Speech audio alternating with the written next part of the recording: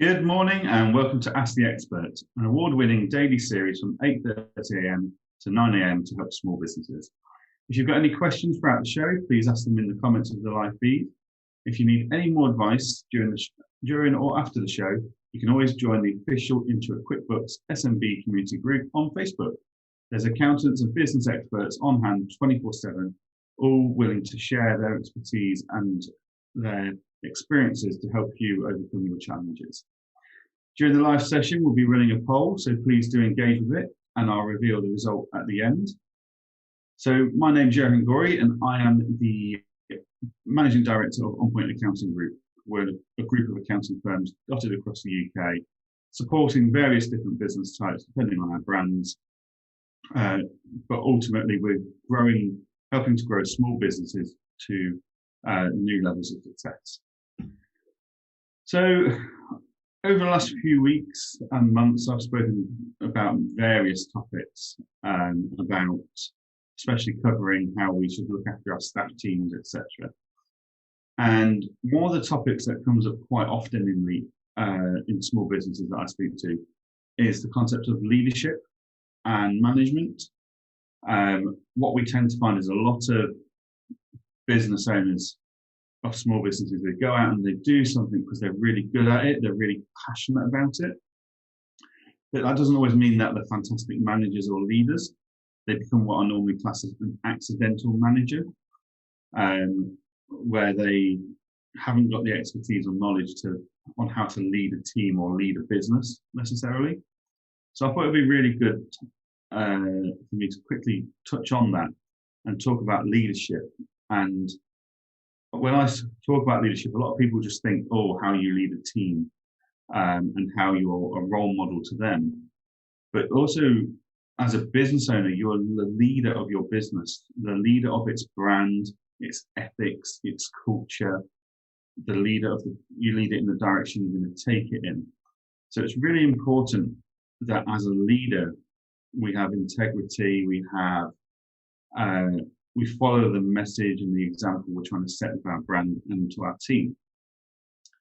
So what I just wanted to talk about really today is making sure that as we're coming out of COVID, we're reopening our businesses. There's a lot more rules in place in our businesses than there might have been a year and a half ago. And as leaders, it's really important that we set an example to our team and our customers and our following, and we follow those rules. So for example, if you're saying to all your customers, oh, please wear a face mask in our business at all times, you as the leader need to follow that rule yourself. So you need to be wearing your face mask. You need to be setting that example for both your team and your customers. If you're asking your team to sanitize every time they go from the restaurant into the kitchen and sanitize their hands, you need to be doing that. You can't just be seen by your team as walking in and out and be seen as above the rules that you're setting. Because as the leader, it's your job to lead by example. Many years ago, back when BlackBerry mobiles was still a thing, they brought in a woman who was going to be the new face of BlackBerry. She was going to be the person that saved the BlackBerry brand. Within weeks of her becoming the ambassador and the leader of BlackBerry, she was photographed using an iPhone. And the stocks and shares in that business plummeted overnight because of that. Because if the leader doesn't use the product that she's promoting and she's using the competitor's product, then what does that say about her faith and confidence within her own brand? So as leaders of our businesses, we need to be both setting the rules, following the rules in front of our customers and our staff, but also promoting the rules and promoting the culture and promoting the brand in everything that we do. So, for example, if you're running a vegan shop and on all your social media, you're saying, oh, vegan's more environmental, it's more friendly to animals, etc. But then you're seen in the weekend by your team members or your customers in a steakhouse having an all-you-can-eat steak buffet. There's a conflict of image there, and it's not seen as being the leader.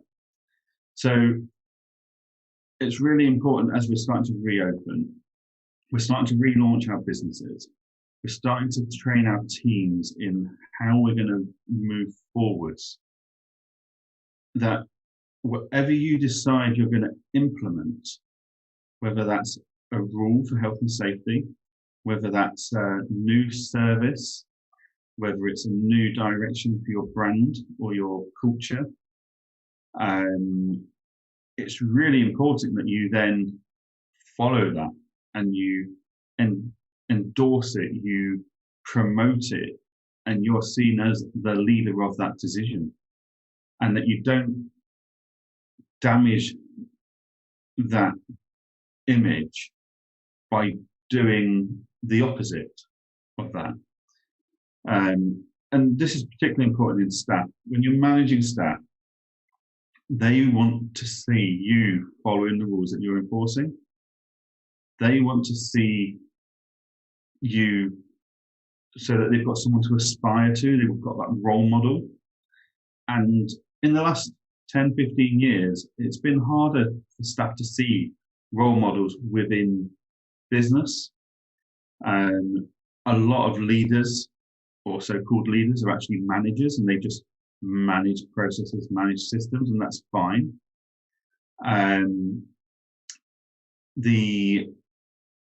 But a leader isn't someone just does what they're told because that leader's told them. It's someone that person, that an employee wants to follow. They want to do, and they want to help the leader achieve the goals. Whereas a manager is someone that just is, an employee will just do what they're told because the manager told me so. A leader is someone that they aspire, they want to support, they want to endorse, they want to be part of the journey that that leader's on to develop the brand, to grow the business. So it's not something that many small business owners think about, is leadership and management styles, but it's certainly something that's really important for us all to consider.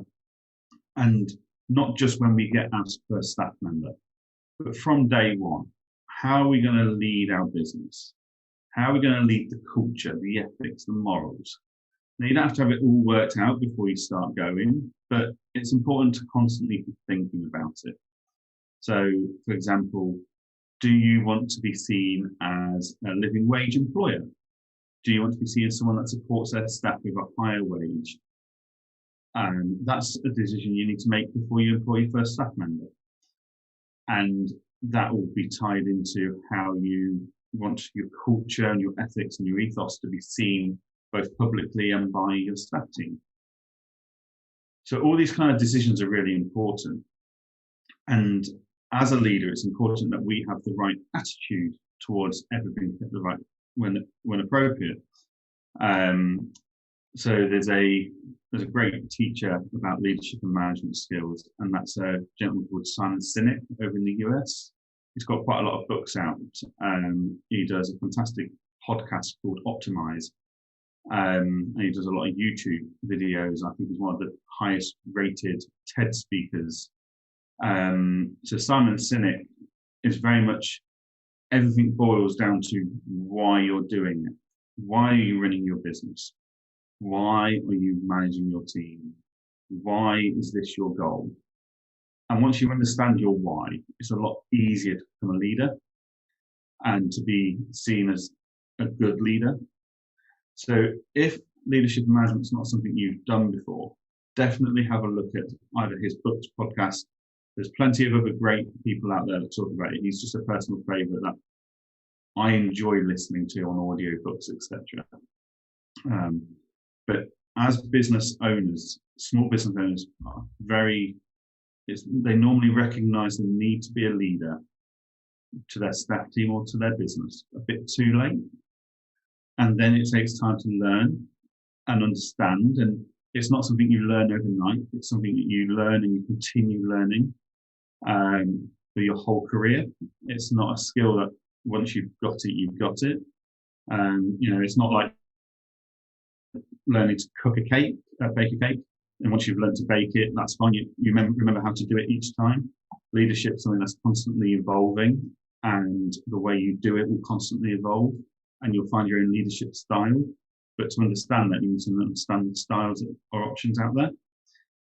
So, yeah, leadership, I think it's really important that we have a think about it.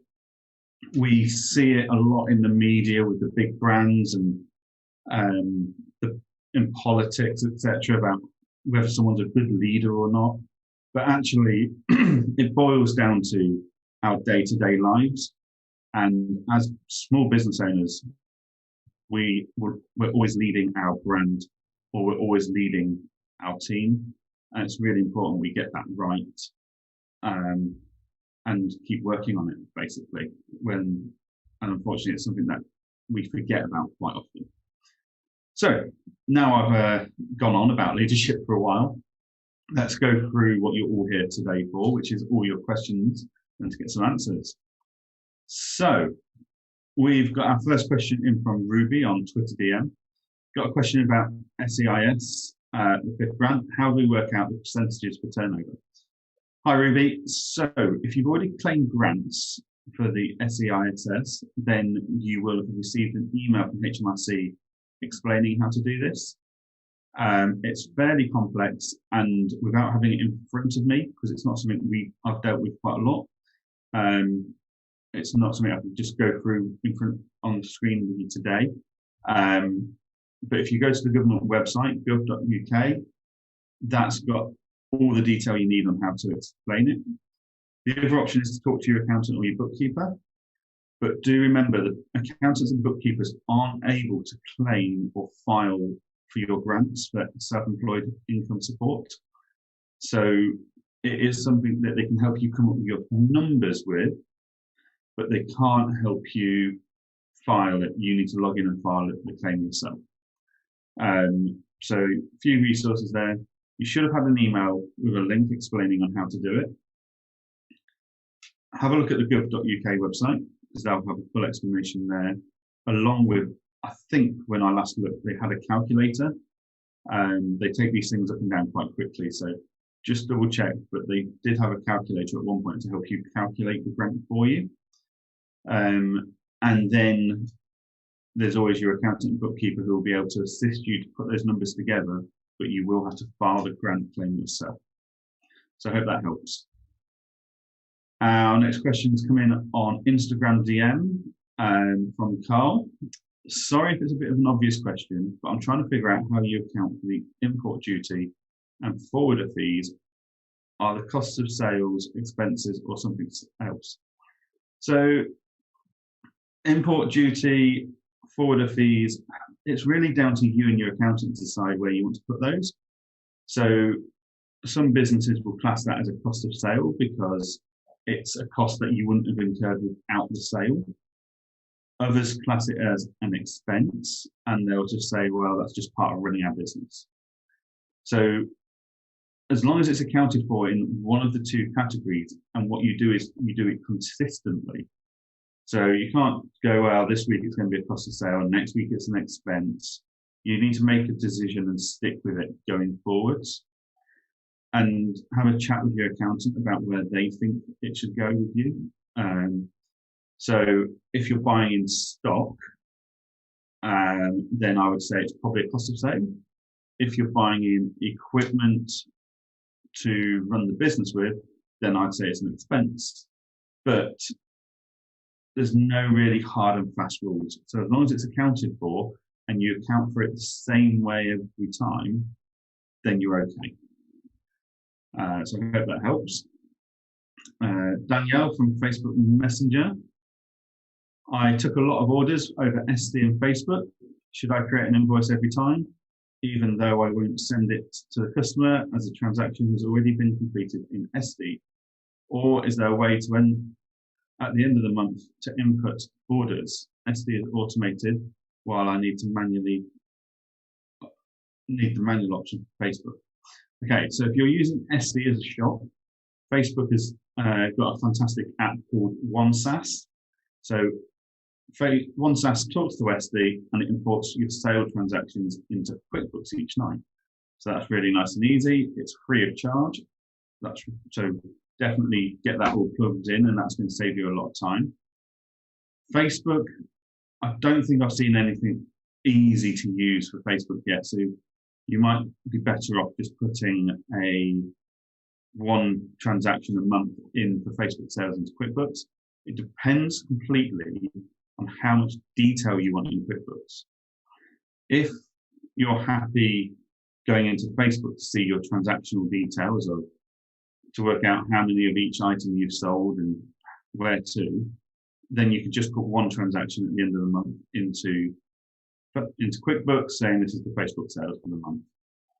If you want that more detail in QuickBooks, so you can see what products have sold, how many sales you've had each day, etc.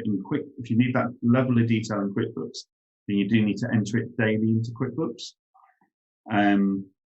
But the SD bit will all be automated because of OneSAS, so that's going to be really a lot easier for you. It's just working out, planning ahead of how you want to report on that information. Where do you want that insight of what's selling, how and where? Then you can decide how frequently and what level of detail you need to input into QuickBooks. So I hope that helps, Daniel. Next question from Tana on Twitter DM. Do you have any examples of good leadership in business, where the business leader has really lived the values their company puts out there? That is a really good question. I'd always say, Tana, that we're all human. We're all fallible to making mistakes. So we're not all perfect all the time. But people that are fantastic leaders. I mean, you've got Tim Cook over at Apple. If you ask anyone, he's a very hard-nosed, direct leader. If he thinks you're wasting his time, he will tell you. But he has routine. He is predictable. He's consistent. I think that's a really important thing to have as a leader, is to be consistent in your approach.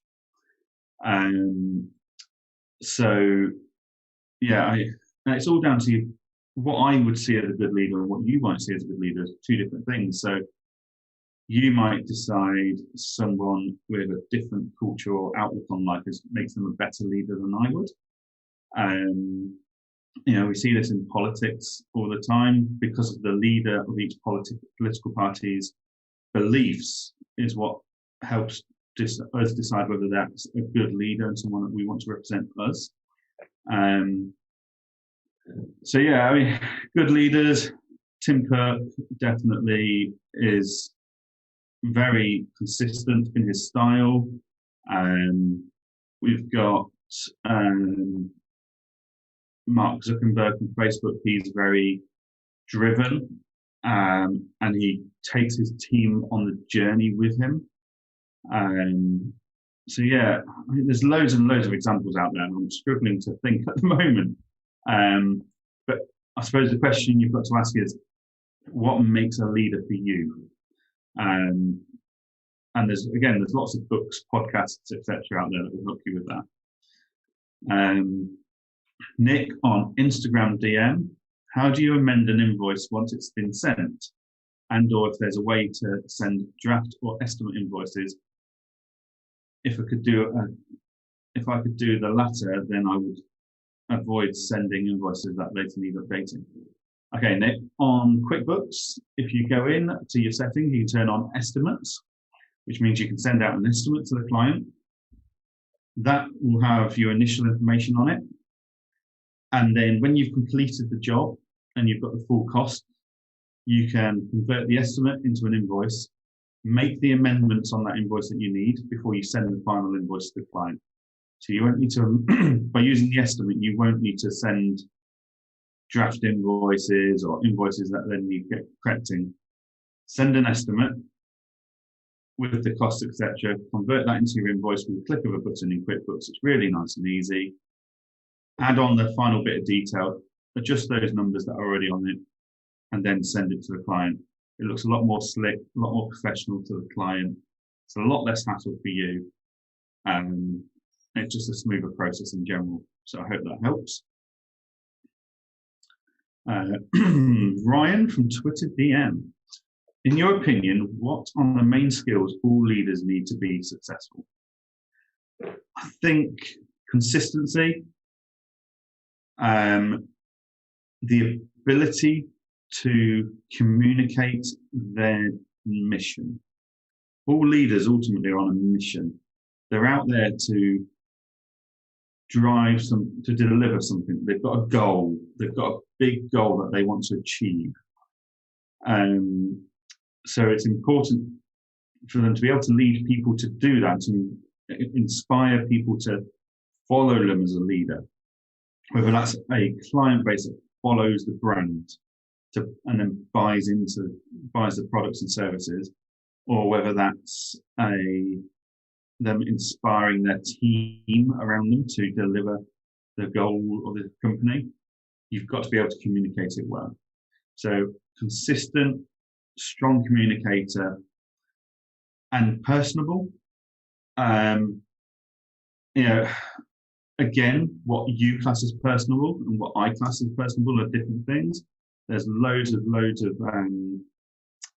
different ways that you can measure personality types and class personality types and stuff. But some personality types find other personality types really irritating, whilst they find other personality types really inspiring.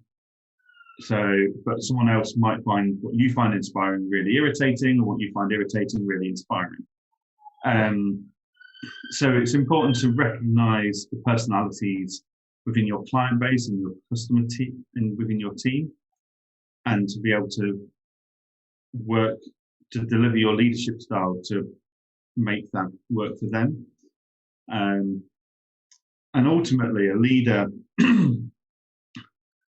is someone that's as invested in their clients and in their brand and in their team as the team, clients, and brand are invested in them.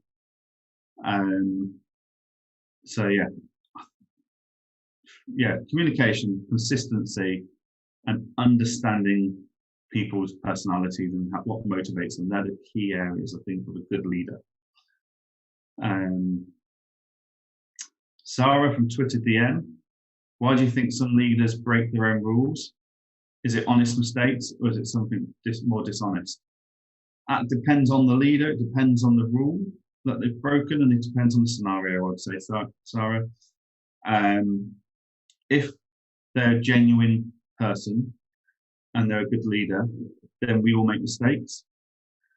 But if they are just trying to do something that they don't really believe in, then they might be breaking their own rules and not following their own example, which is slightly more dishonest. But I like to look on the bright side of life. I like to think we all make mistakes. And actually, by making the mistake, it's a test of our leadership as to how we respond and how we recover from it, I would say. So, yeah, again, everything on leadership is it's a very personal concept of what you see as a good leader. It's like when you're at school. Some teachers you might have decided weren't brilliant, but the person sat next to you would think that teacher's amazing. And it's the same principle in leadership. So I hope that helps. Jake, Facebook Messenger. I've just run my business as best as I can for the last few years, but I haven't really sat down to assess the brand's cultural values of it. How do we go about creating them? So if you've got a team, get your team involved. And then you probably do have culture, you probably do have values, you've just not really bullet pointed them, for example. So sit down in a quiet place and have a think. Why do you run your business? What's the goal? Why are you delivering the services you deliver? What's important to you? What's important to your team? What are you passionate about? What's the team passionate about? Why does your team work with you? And once you get asked those kind of questions, again, it all comes to this question of why. So maybe have a read of Simon Sinek's book, which is called Why. And then you can start detailing it, and you can start doing what the big corporations do, or coming up with little posters saying these are our values, this is our ethos. Personally, we don't have those posters up everywhere. The team and I speak about it regularly. It's part of an undercurrent of our business. But yeah, it's certainly something, if you've not put a huge amount of thought into in the past, certainly an exercise worth doing and taking some time out of your business to sit down and do. And we've got a question from Celia on Facebook Messenger. What's the best way to record part of a payment for a car repair? I use my car for both personal and business. I've just had to get a full set of tyres. How would I record to take out the payment of a third on the cost from the business? So you've got a few options here, Celia. You could put the full invoice into QuickBooks and mark a third of it and separate it into the appropriate section, separate into lines. Put one line to motor vehicle repairs, put one line to personal drawings, or if you're a limited company, maybe a director's loan, and just split out the costs that way. That would probably be the easiest. Or you could just raise, so that's assuming you paid for the full amount at your business account. The other option could be that you put the full amount for motor cost repairs, you put in your money from the personal side of it into your business bank account, and you just put that to the motor cost repairs to level out the difference. So yeah, have a quick chat with your accountant or your bookkeeper though, to make sure they're happy with whatever method you decide to use. So yeah, right, we have got to the end of our show today. The poll results are in. We asked you, how important is it for business leaders to lead by example? You had three options: very, mostly, or not much. 100% of you said very. I completely and utterly agree. I think one of the biggest problems small businesses face at times, other than cash flow, is poor leadership. So I think all business owners really need to have a think about how they lead their business and how they're going to proceed going forwards. And if it's not something you've thought much about in the past, it's never too late. And if you start thinking about it, implementing things like culture, ethics, values, etc., and improving your leadership, both your team and your clients will notice the difference in the coming months. And it really gives you a really nice solid foundation to keep growing your business. So yeah, I completely agree 100% that it's very important that we lead by example at all times. But remember, we're all human, we all make mistakes, so don't hold it against your leaders too much. And as leaders, put your hands up, admit you've made a mistake, and tell people how you're going to fix it or how you're not going to do it again in the future. So thank you all for tuning in today. If you want to contact me, you can send me a message on LinkedIn or on Twitter. Just search for Johann Goree. And coming up on the Ask the Expert tomorrow is Chloe Taylor. Chloe is the founder of the Unearthed company and the winner of the Be Your Own Boss competition that we were supporting on TikTok. Tune in to find out how your business can become sustainable and help make eco-conscious decisions accessible to everyone. So again, this could be something that's really something you're thinking about for your values, your culture, and your leadership, is being eco-conscious. So tune in tomorrow to find out more about that. And as a reminder, if you need any more advice, then please do join the official Intuit QuickBooks SMB community group on Facebook. Accountants, business owners, business experts are in there 24/7. It's a great community where they're all answering each other's questions, sharing experiences. So definitely a place to go and a great resource for any business owner. So yeah, thank you very much for your time today. I've really enjoyed answering all your questions this morning. Hope you found it helpful. Hope you've taken something away to have a think about. And have a great day.